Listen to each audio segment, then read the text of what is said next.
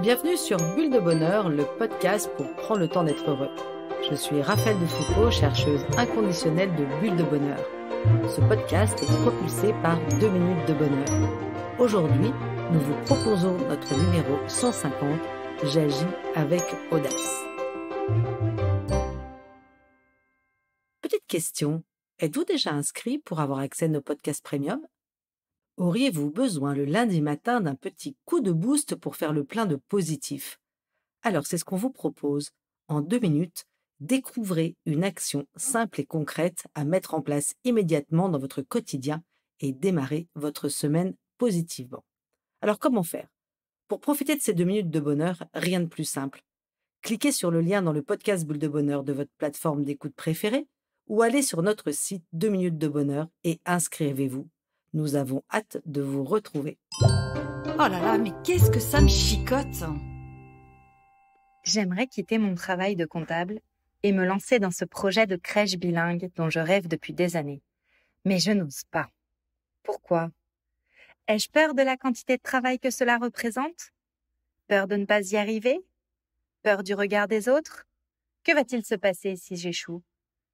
Et là, ça me chicote. Est-ce que je manque d'audace ? J'ai pourtant un tempérament courageux. Alors comment agir quand je me sens limitée et pleine de doutes ? Comment dépasser mes propres limites pour suivre mes désirs ? Mais alors, quelle est la définition de l'audace ? Elle nous vient du latin audacia, du verbe audere, qui veut dire oser. C'est une hardiesse qui ne connaît ni obstacle ni limite, nous dit le dictionnaire. Nous pourrions dire qu'être audacieux, c'est entreprendre ou défendre quelque chose, faire un pas ou faire une action tout en étant pleinement conscient de ses conséquences probables ou du danger encouru. En fait, c'est quelqu'un qui aime relever les défis en sachant gérer les risques. Selon Philippe Gabillet, un auteur que nous aimons beaucoup, il nous dit « L'audace encourage à sortir du cadre et à défier le conformisme ». Il dit encore « L'audacieux accomplit ses envies en laissant entrer l'inattendu dans son quotidien. Il identifie ses zones de confort et d'audace et se satisfait de ses choix sans attendre une approbation extérieure. Cela implique, continue-t-il, d'être à l'écoute de l'environnement, de savoir saisir sa chance, d'accepter de perdre le contrôle et d'aller au-devant de situations anxiogènes pour entrevoir la réussite. L'audace semble se matérialiser à travers le courage et la proactivité de l'individu. Elle n'est ni la témérité, ni la fougue et apparaît comme une capacité individuelle influencée par les traits de personnalité. En fouillant encore un petit peu, j'ai trouvé un sondage Ipsos sur les Français et l'audace, et ce sondage dit que, pour les Français, l'audace, c'est tout d'abord prendre un risque, pour 55% d'entre eux. C'est avoir du courage pour 42% d'entre eux, et c'est accepter le risque de l'échec pour 40% des personnes. Mais pourquoi certains osent et pas d'autres ? Ce qui nous bloque souvent, c'est de souhaiter éviter les tensions et les conflits, et aussi que nous avons envie d'être aimés de tous. Et puis, que va penser ma famille si je décide d'ouvrir une pâtisserie après avoir fait une école de commerce ? Certains vont élaborer leur plan audacieux pendant des années et ne passeront jamais à l'acte, sans doute paralysés par le risque de l'échec. Je pense à celle qui me disait son envie de grimper quelques mètres dans l'Himalaya, vous savez, atteindre ce refuge le plus haut, et qu'il n'a jamais fait, de peur de ne pas résister au froid. Et puis, elle se disait que si elle n'y arrivait pas, qu'en penseraient ses amis ? Et puis tout cet argent dépensé, ces milliers de kilomètres en avion, c'est pas terrible pour la planète. Et puis si, en plus, elle n'y arrivait pas, elle ne pourrait pas assouvir ce désir de toujours. En quelque sorte, nous pourrions dire qu'il existe 2 types d'audace. Tout d'abord, une audace individuelle. Prenons l'exemple de la personne qui n'ose pas dire non à sa voisine qui la sollicite une fois de plus. Bon, je vous renvoie pour ça à la podcast numéro 38, Oser dire non, ou à celle dont je viens de parler qui a en rêve de grimper dans l'Himalaya.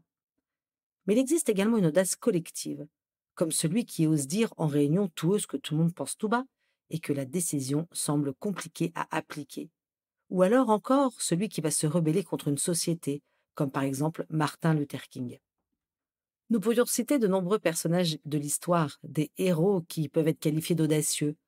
Je pense à Lafayette qui est parti aux États-Unis, à Mermoz et Berlioz qui ont défié le ciel, à Gandhi ou à Nelson Mandela qui se sont battus pour leurs convictions.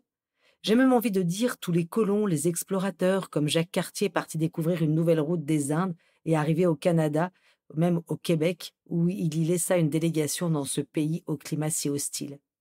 Des exemples plus proches nous le montrent aussi. Maria Montessori, par exemple, qui a tout fait pour être acceptée en tant que femme à la faculté de médecine de Rome. Courageuse et opiniâtre, elle étudie même la nuit car certains cours lui sont interdits. Elle deviendra l'une des premières femmes diplômées de médecine en Italie en 1896. Et oui, l'audace fait grandir. Nous pouvons tous penser à des personnes qui sont autour de nous et qui font preuve d'audace et qui, de temps en temps, forcent notre admiration. Mais quelle différence y a-t-il entre le courage et l'audace? Nous pourrions dire que nous avons du courage face à une situation difficile, une force de caractère qui permet d'affronter le danger et la souffrance. Le courage s'exprime dans des situations subies comme la guerre, la maladie, l'adversité. Pour Aristote, le courage est le juste milieu entre la lâcheté et la témérité. C'est un moyen d'exprimer sa force morale. Avec l'audace, il s'agit de se dépasser et de dépasser sa zone de confort, d'oser, de faire preuve de culot et donc de devenir innovant et créatif. L'audace est donc tout sauf inconsciente et on peut dire qu'elle a quand même besoin d'un peu de courage. Mais avons-nous tous le même capital d'audace?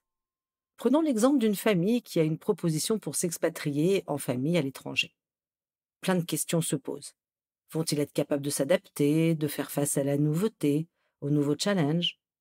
Cependant, leur vie actuelle est agréable, ils viennent de trouver une maison et même de l'acheter, les enfants se plaisent dans leur école, l'un va devoir démissionner pour suivre son conjoint et leurs parents sont âgés. Et pourtant, le poste proposé est un vrai challenge. Le conjoint suiveur pourrait en profiter pour terminer un degré de psycho en prenant des cours à distance. Les enfants pourraient apprendre une nouvelle langue et découvrir une nouvelle culture. Ça pourrait être un beau projet familial. Nous imaginons bien que certaines familles vont avoir l'audace de partir et pas d'autres. En fait, chaque décision est bonne. Finalement, chacun a sa zone de confort. Si certaines familles sont capables de partir à l'étranger comme ça, peut-être seraient-ils incapables de partir faire un trek dans un endroit particulièrement sauvage, alors que d'autres familles qui ne partiraient pas à l'étranger, eux, feraient ce trek bourré de dangers et d'imprévus. J'ai lu récemment, et ça m'a plu, effectivement, il n'existe pas d'échelle de Richter de l'audace. L'audace varie d'une personne, d'une famille à l'autre. Effectivement, nous sommes tous différents. Nous avons des peurs, des valeurs, et voire même des zones de confort différentes. Le tout est de le savoir. Allez, je change de regard. Mais alors, comment développer son audace? Voici quelques pistes. Première piste, avoir confiance en soi. Effectivement, la confiance en soi est le moteur de l'audace.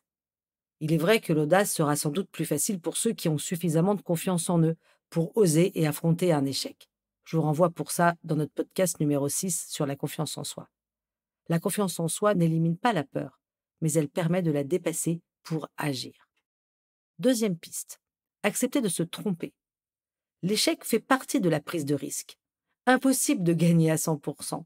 Se tromper fait grandir. À partir du moment où je suis capable de reconnaître mes erreurs sans trop souvent accuser les autres de mes déboires.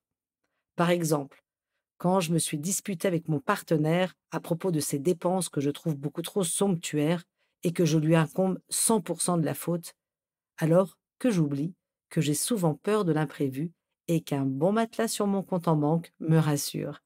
Je vous renvoie là-dessus sur notre podcast 34, Je surmonte l'échec. L'important aussi est de rebondir face à l'échec, sans être paralysé par le passé et en étant réaliste de leur impact sur mes choix. Prenons un exemple, si je manque de clarté quand je fais une conférence et que ça m'a profondément blessée de m'être trompée et d'avoir vécu cet échec, je peux développer des stratégies pour éviter de faire des conférences à tout jamais. Donc en fait, je n'accepte pas de m'être trompée. Mais par contre, je peux me dire, oui, comment ai-je fait pour bafouiller autant? Que puis-je faire pour que ça puisse être différent autrement? Du coup, grandir de mon échec. Troisième piste, après avoir confiance en soi, accepter de se tromper. La troisième piste, c'est être curieux, car être curieux est une belle source d'audace. Ouvrir son esprit, c'est comme un cheval à qui on enlève ses œillères. Le champ des possibles augmente, et c'est dans ce contexte que les opportunités naissent. C'est aussi la curiosité de comprendre l'autre, de prendre le temps d'écouter les autres, échanger, s'enrichir du point de vue de l'autre. L'imagination va donc pointer son nez pour résoudre les problèmes. J'ai envie de citer maintenant le livre de Barack Obama, L'audace d'espérer. Quatrième piste, se débarrasser du regard des autres. La peur du jugement, la peur du regard des autres, l'envie de rester conforme à ce qui se fait bloque certaines prises de décision. Alors, se débarrasser du regard des autres est un moyen de se libérer pour laisser l'audace prendre la place. Comme par exemple, si j'ai envie de prendre un congé parental et que j'ai peur de la réaction de mes collègues, ou encore si je n'ose pas prendre un congé sans solde pour partir faire le tour du monde en bateau. Pour ça, je vous renvoie à notre podcast 141, Doit-on plaire à tout le monde? Cinquième piste, mettre la peur de côté.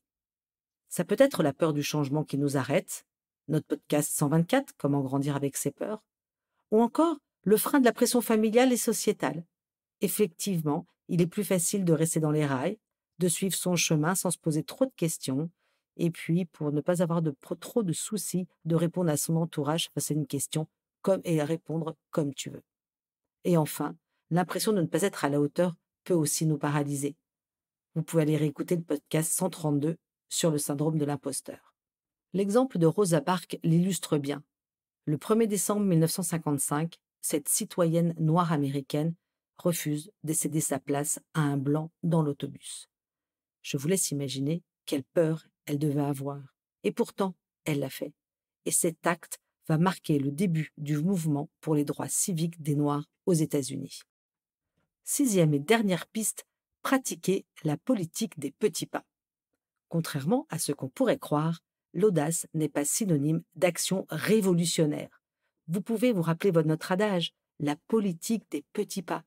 Changer ses habitudes comme arrêter de fumer, modifier sa manière d'agir et sa relation aux autres, comme oser intervenir dans une réunion ou en famille pour donner son point de vue, prendre le temps d'écouter les points de vue de son enfant avant de donner le sien. Tous ces exemples sont des petits actes d'audace. Mais quel est donc le bénéfice d'être audacieux? Nous avons bien sûr tous envie de saisir de nouvelles opportunités, de prendre quelques risques. L'audace est donc un bon moyen pour éviter de ronronner. Un bon moyen aussi d'exploiter ses compétences, ses ressources, pour faire des projets et être plus heureux. Je peux par exemple m'appuyer sur mes talents. Je vous renvoie pour ça à notre podcast 124, Je reconnais mes talents. Bien sûr, chacun a des ambitions différentes et un caractère différent. Cependant, côtoyer des personnes audacieuses est un bon stimulant. L'audace est aussi le terreau de la créativité. L'audace d'écouter les autres, de se laisser bousculer par leur point de vue ouvre les portes à la nouveauté, développe la curiosité et permet d'oser expérimenter. C'est un fonctionnement classique dans les laboratoires de recherche où les personnes venant d'horizons différentes partagent, se rencontrent et cela produit un environnement propice à la découverte. En entreprise également, les différences de formation des salariés permettent une plus grande créativité, une originalité et finalement plus d'efficacité. À ce jour, certaines grandes multinationales essayent de recruter des profils différents et se rendent compte que la diversité de formation, d'esprit est une véritable richesse. Les artistes sont aussi des personnes audacieuses. Leurs créations sortent des sentiers battus, ils se démarquent, ils nous interpellent, nous dérangent et s'expriment en prenant des risques. Je pense par exemple à l'artiste Christo quand il a emballé le Pont Neuf en septembre 85. Et c'était un pont que plus personne ne regardait et maintenant chacun le voit différemment. Ou alors au début du siècle dernier, Pierre et Marie Curie, un couple d'une complémentarité à toute épreuve, ils ont franchi de nombreux obstacles, pris des risques tout en étant extrêmement persévérants pour découvrir le radium qui est à l'origine notamment de la radiographie. Il existe même en France un prix de l'audace artistique et culturelle chaque année. Et hop, je me lance. En bref, si je résume, être audacieux, c'est 1. Avoir confiance en soi, croire en ses compétences et garder son équilibre émotionnel. 2. Être ouvert aux autres et positif. 3. reconnaître et saisir les opportunités. 4. Se projeter plus loin tout en restant réaliste. À vous de jouer, chers auditeurs.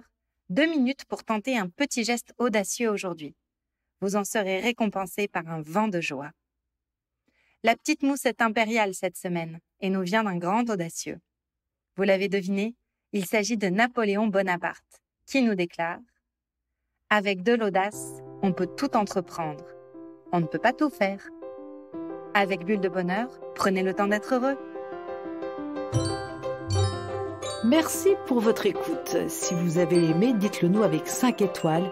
Laissez vos commentaires et envoyez des bulles de bonheur à vos amis et partagez ce podcast. Inscrivez-vous à la newsletter en allant sur notre site 2 minutes de bonheur pour être notifié des prochains épisodes. C'est aussi très facile de nous trouver sur les réseaux sociaux, Facebook et Instagram. Il suffit de chercher 2 minutes de bonheur. Bulle de bonheur est propulsée par 2 minutes de bonheur, des outils pour créer du lien et prendre le temps d'être heureux.